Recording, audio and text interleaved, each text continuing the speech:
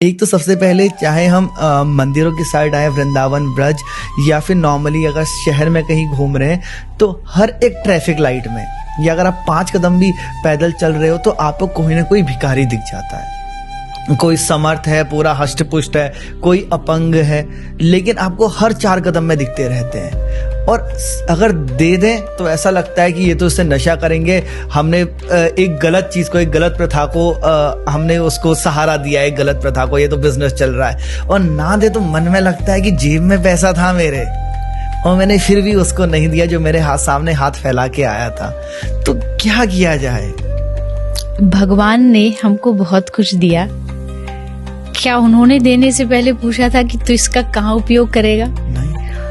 हमें नहीं पता कि ये कहाँ यूज करने वाला है भिखारी, लेकिन उसको तो पहले से पता था कि हम कहाँ यूज करेंगे। तो मुझे नहीं लगता कि आपको ज्यादा सोचने की जरूरत है कि आगे वाला क्या कर रहा है। आगे वाले के कर्म आगे वाले के पास है, आप अपने कर्म से मत चूको। प्रेमानंद बाबा जी महाराज, उनकी एक बहुत अच्छी लाइन मैंने सुनी है।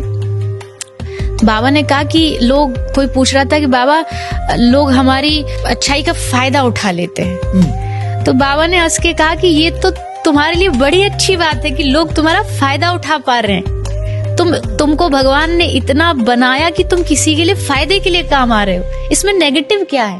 ये तो तुम्हारे लिए पॉजिटिव ही हुआ ना। बहुत सुंदर कि लोग हमारी अच्छाई का फायदा, अरे तुम फायदा उठाने दो, तुम किसी के लिए फायदेमंद हो। तुमको ये सोच के नाचना चाहिए। जैसे एक बस जा रही है, एक आदमी विंडो की साइड बैठा है और एक विंडो से दूसरी साइड में बैठा है। एक भिखारी विंडो पे खड़ा होके भीख मांग रहा है। जो विंडो वाला व्यक्ति है वो नहीं दे रहा, पर जो उधर वाला बैठा उसके मन में आया, उसने 50 रुपए निकाले और वो भिखारी को देना चाहता था, पर उसका हाथ वहां तक पहुंच नहीं रहा। तो उसने जो विंडो वाला आदमी था उसको दे दिया कि तू दे दे भैया। उसने जब वो 50 रुपए भिखारी को दिए तो भिखारी ने क्या सोचा, कौन दे रहा है? यही जो विंडो वाला, ये विंडो वाला है। और वो दुआ किसको दे रहा है? भगवान आपको दुआ है, भगवान आपने बड़ा अच्छा किया, भला किया।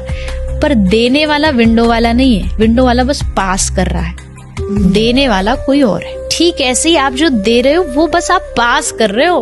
भगवान सीधा नहीं दे सकते थे, इसलिए उन्होंने आपका हाथ आगे बढ़वा दिया, क्योंकि उनका हाथ यहाँ तक पहुंच नहीं रहा। उन्होंने मनुष्य बनाया और कहा तू मदद कर। मदद वो कर रहा है पर माध्यम आपको बना के कर रहा है। और जो सामने वाला वो सोचता आपने दिया, हमने नहीं दिया। हमारे पास होता तो जब दुनिया में जन्म लिया तो गठरी में साथ बांध के लाते। हमारा नहीं है वो किसी और का है। किसी और तक पहुंचाने का काम, जिम्मेदारी आपको भगवान ने दी है, उसको निभाइए। इसमें बिल्कुल भी संकोच नहीं करना चाहिए।